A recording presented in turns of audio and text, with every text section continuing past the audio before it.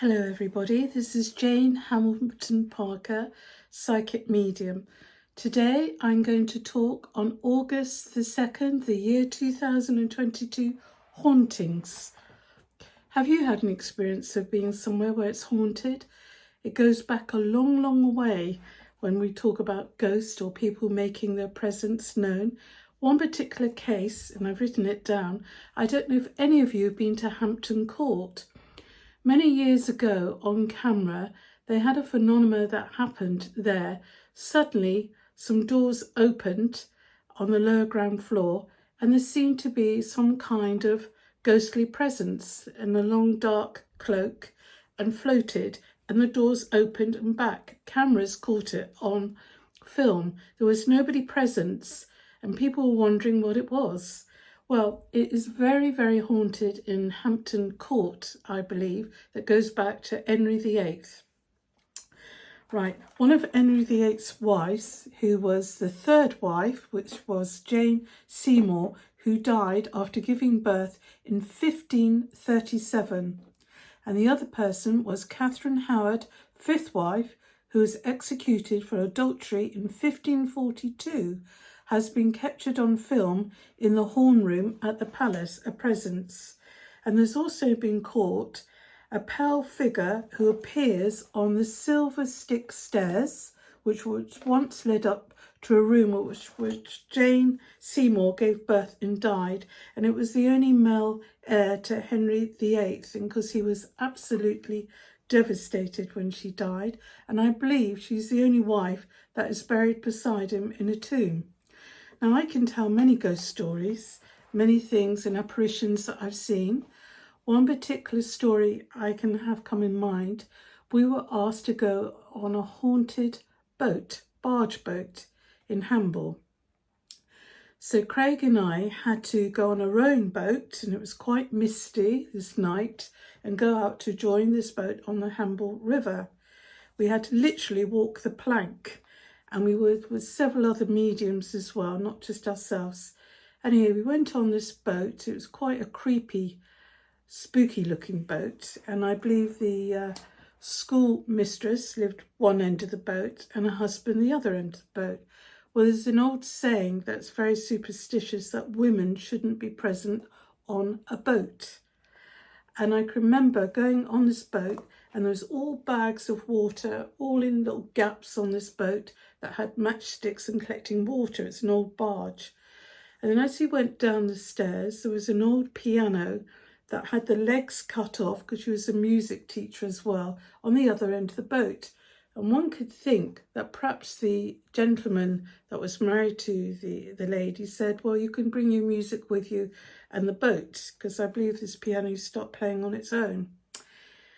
Anyway, we went to this boat, and they had a presence on there, which frightened the lady, because when she was at bed at night, the sheets would suddenly turn down and roll down, and she just was so frozen. So they thought there was a poltergeist on this boat. So normally a medium goes on the boat and tries to get the spirit that's trapped between the two worlds to go towards the light and say prayers. Well, anyway, we'd done a meeting on this boat around this round table, a bit like a seance. And it was very poorly decorated, this boat. And I presume the lady of the boat went out and bought scatter cushions and nice mugs for us coming, and they'd already had a priest on there that had blessed the boat, but still it continued on with the spirit of this boat.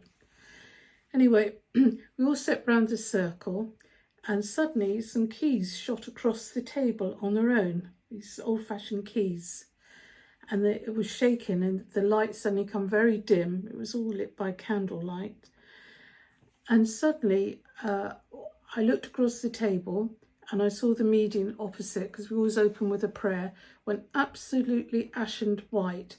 Then I felt something knocked my head. And then the medium opposite said, something's just struck my head too, Jane. It feels like an axe. I said, well, keep strong, stay strong. Don't be afraid of it, because if you have fear, then you attract things that aren't meant to be around us. Anyway, I said the Lord's Prayer and said, go on your way, you're not welcomed on this boat. And obviously you have to be stronger than what they are. And I remember there was another medium there that got nervous because this was real, keys shooting everywhere, lights going dim. And you could feel an eerie presence there, and it was a very cold, mystical night. And I said, look, you're not welcome. Go towards the light. I'm not frightened of you. And I know this used to be your boat, and I know you don't like this lady on this boat because you've been making all the bed sheets go down the end of the bed, and you don't like her presence on here because this used to be your boat and you consider it bad luck for a woman being on the boat. So I like to say, I am your bad luck, so go. And with that, the table shook violently. I said, I'm not frightened of you. Go towards the light, go towards God's garden. You're very welcome there. And I can assure you the presence of this boat will be well looked after. And the gentleman is trying to repair your boat. And I'm sure the lady wants to move off the boat herself. So can I have your reassurance, please, that you will not cause any more trouble on this boat? Suddenly, all the lights flickered, and there was sort of a calmness outside because we went on this boat. It's quite early in the morning. I suppose about 5 o'clock in the morning. Suddenly, I could hear the birds singing outside, and suddenly everything stopped, and it felt so peaceful and lovely. Because the woman was literally crying. She was absolutely petrified. And the other medium that was meant to be helping, and there was Craig and that, was still ashen white. And I said, there's peace now that's come on this boat, and it's been peaceful. And then I turned to the lady, I said, the reason why he didn't like you here, because they considered it years ago bad luck for a woman being on the boat. And you're not happy here, so you're attracting negative energy because you followed your husband's dream. It wasn't your dream. Your dream was to live in a nice house with a nice garden. She said yes. And I looked at the husband and I said, you know, you mustn't be so selfish thinking that a woman can just take a grand piano with the legs chopped off, and that's your lot and be happy. You're very selfish because you'll never be happy on this boat because it wasn't just meant for repairing and hanging bags of polythene water up, kept in the drips. And of course he didn't like that. That's tough. And then I can remember we left that boat, and I believe a few weeks after they moved off the boat, and he decided that it wasn't really for them, and that to save his marriage they would move off the boat. So there's some really horrific things I can think of when you go in some buildings. I mean, the residue of energy that people, they leave, if there's negative forces, they leave behind. Because lots of it is people are frightened of the unknown and the supernatural because they think it's going to harm them.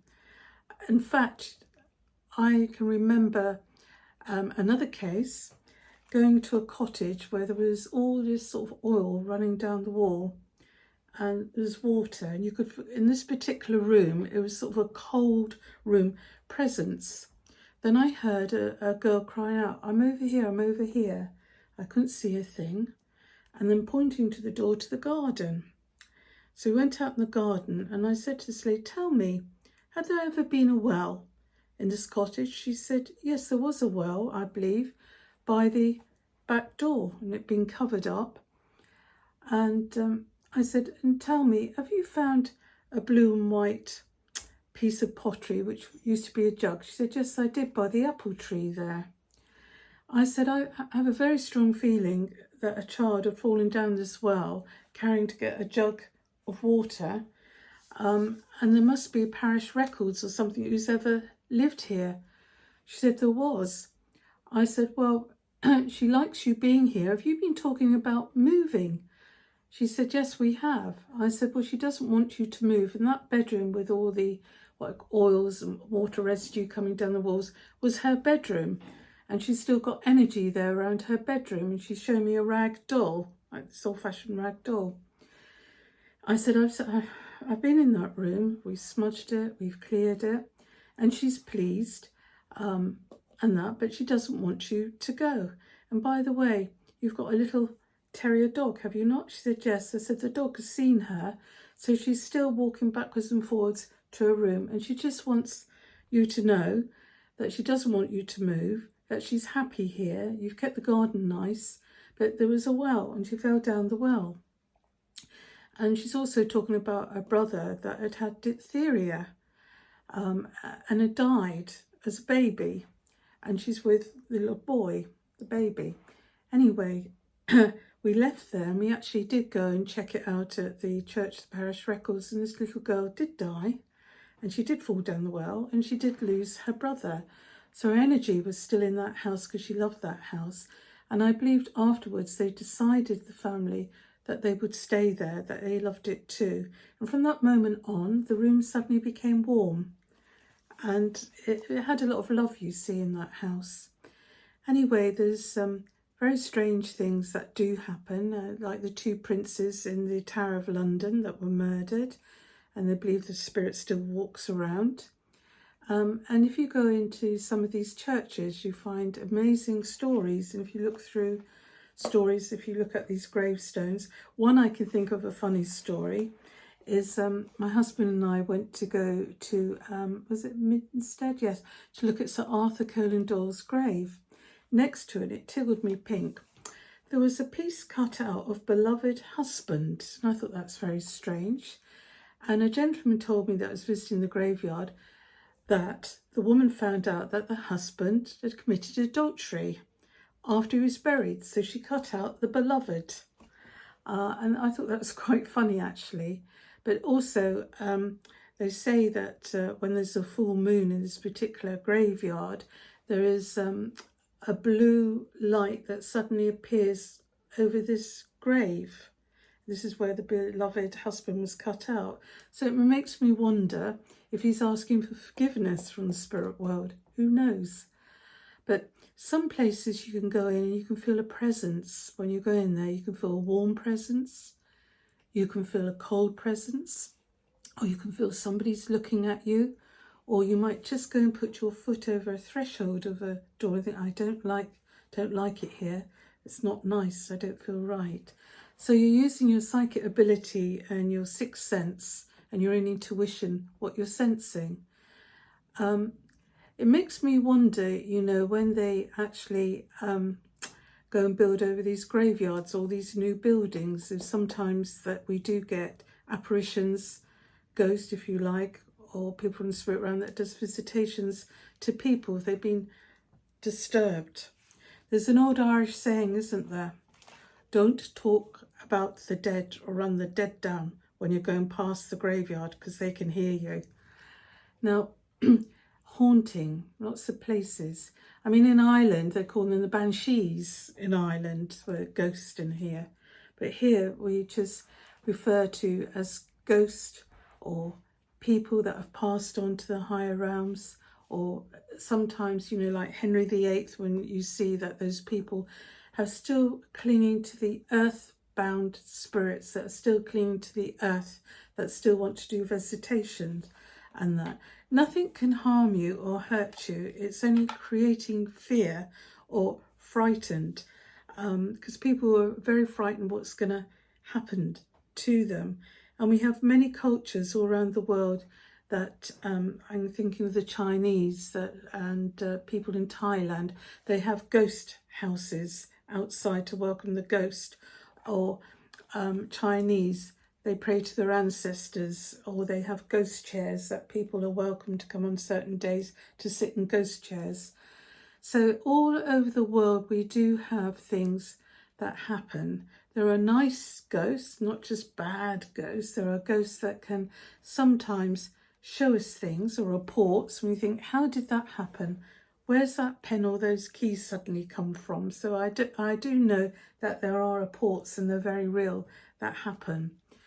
Now, most people like ghost hunting now, don't they? Because they'd love to see a ghost, or they take these infrared cameras, or they take these meters and get sounds, and they want to find things. I wonder what would happen if they suddenly had an apparition that suddenly built up in front of them and started talking. I suppose most of them would feel they'd have a heart attack. But it is a fascinating thing to actually go and catch things on camera. It's very rare You can catch orbs on cameras. You can catch images on cameras. A lot of people think there's dust on the lenses, but orbs are very real. Ghosts are very real. Spirits very real.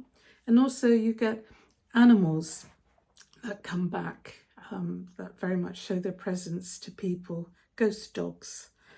Because years ago they used to sort of say it was only black dogs that used to do visitations. That's not true. That's not true at all. So I'd love to hear your stories, what you think of places that are haunted. I know my brother once, another story that's come to mind, my brother Timothy went to an old-fashioned fort, which it would be old, wouldn't it? And he was always up to things, or he had like a pea shooter and things. And suddenly as he came down this tunnel, he saw a dark figure, like a monk, dressed like a monk, suddenly float up in the air and come towards him. And I think he had a pellet gun or something like that, and he shot it. It went through there 3 times. And I've never seen anybody run so fast in your life. And it put the fear of God up to him. And suddenly, from that time on, he's suddenly going to church every Sunday. And they say, you know, you have to know what you're doing, really. There's nothing that can harm you. It's people that can harm you on God's earth. People that do wicked things and horrible things.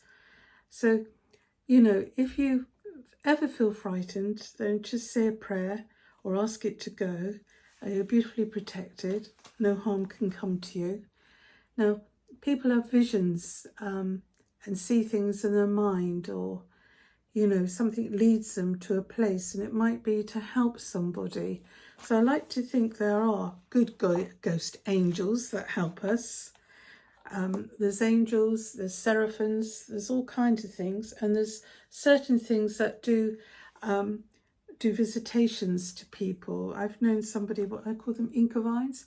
They used to suddenly appear at the bottom of the bed on somebody, and somebody, I don't know if you ever felt pressure that somebody's trying to hold you down, you can't move and that. So years ago they used to think they were cursed and things. No, they're not. It's just sleeper paralysis that happens to you. If you're going ghost hunting, I don't know why people think ghosts suddenly appear at 1 or 2 in the morning. I can remember another church we went to. We were just going for a walk, and this used to be an old village. I won't tell you where it is. And it had a most beautiful lake with water lilies, and this in the medieval times, and all is remaining is the church. And there used to be tunnels going under the church for some reason to the great big mansion house. Well, this church was locked up and not used anymore, and I could hear singing. It was quite a Gothic looking church. I could hear singing and an organ playing. And because I was trying to look through a keyhole, nothing happened. Trying to get the door, nothing. There was nobody in there, but I could hear singing, beautiful singing. It sounded like angelic voices, and there was nothing. Then it stopped. Then I could hear footsteps walking up and down inside. It sounded like somebody with hobnail boots, actually, but there was nothing there. And it was the most beautiful singing I could hear. And then there was nothing frightening about it whatsoever. In fact, it was quite intriguing to go and listen to things. And then, why is it that churches feel haunted? Why is it that castles feel haunted? Or old historical buildings? They probably hold all the memories and of the past, and that people find that they're happy place there. Now, there's a place at Netley Abbey, which was an old wartime hospital, and apparently a nurse that was in love with a soldier, and I believe he died, and I believe she threw herself off of a tower of a church building, committed suicide, and they say the Grey Lady that walks there.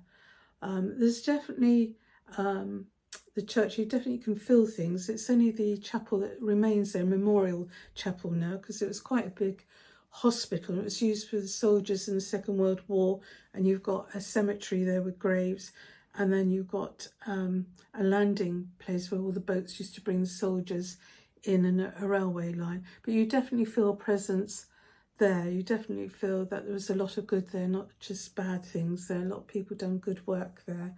So you can definitely feel all these things. So if you feel in a spooky mood, it's a good place to go. A lot of people have fascinations with tombs in the graveyards. There has been known for people to try and move the concrete top of the tomb. There's nothing in there. They can see just weeds growing, or you'd have to dig really deep to go and find coffins and everything.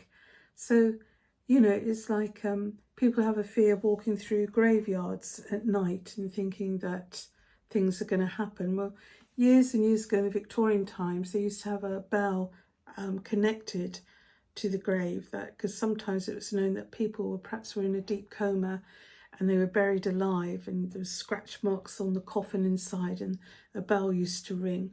I don't feel anything's happened like that. There's some people do ask for requests for the mobile phones in the coffins, but when you look at these headstones of people 1700, 1600 and something, it's fascinating to think that people in that time lived around that time. I often think when I go past oak trees 100 years old, what they felt or what they've seen and things. But staying on the subject, ghosts, yes, ghosts do exist. Yes, they do. And, you know, you might have saying somebody, the old sayings, walked on my grave, or a walk through of a ghost. But I've never felt anything could harm you as such. Fears created within the mind. Fears created by feeling, you know, what's going to happen to me, something dreadful. I mean, it's a dreadful world we're living in at the moment with all these dreadful things happening. But, you know, there's hope and there's change and there's still love. The light always puts out the darkness in the end. So do tell me if you've got any places that are haunted, and perhaps Craig and I can take our team and do an investigation there. And perhaps we can have some of you on our show and talk about your experiences, because we will be using our other studio. It is being worked on at the moment and set up. So keep in touch, look after yourself, and have a spooky, spooky night. Bye.